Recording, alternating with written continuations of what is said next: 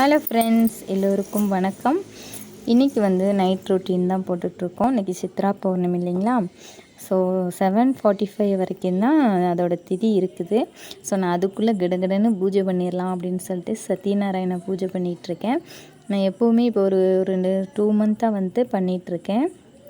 பௌர்ணமி சத்யநாராயண பூஜை. ஸோ இன்றைக்கி வந்து சித்ரா பௌர்ணமி வந்து ரொம்ப விசேஷமான நாள் சத்யநாராயணருக்கு.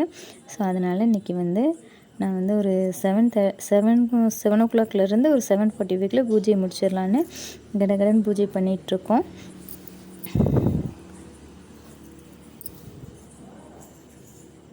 இப்போ பார்த்தீங்கன்னா பூஜையெல்லாம் முடித்தாச்சு, மந்திரம் எல்லாம் சொல்லி முடித்தாச்சு.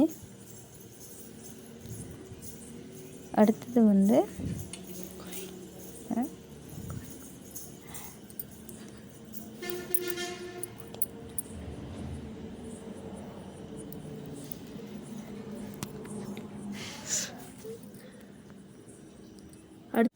ஸோ ஃபஸ்ட்டு வந்து பிள்ளையாருக்கு பூஜை பண்ணிவிட்டு அதுக்கப்புறமா நம்மளோட குலதெய்வத்துக்கு வந்து நம்ம குலதெய்வத்தை வேண்டிக்கிட்டு நம்ம எந்த ஒரு பூஜை செஞ்சாலும் நம்மளோட குலதெய்வத்தோட அருள் நமக்கு கண்டிப்பாக வேணும்.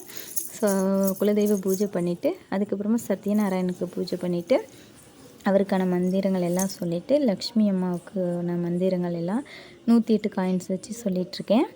ஸோ இது முடிஞ்சதுக்கப்புறமா நம்ம வந்து தூப தீப ஆராதனைகள்லாம் காமிச்சிட்டு நம்ம பூஜையை முடிச்சிக்க வேண்டியதான். அடுத்தது நம்ம வந்து இப்போ சாப்பிட்லாம். நமக்கு வந்து இப்போது சாப்பிட்றதுக்காக நாங்கள் என்ன பண்ணியிருக்கோம்னா மேலே போயிருக்கோம்.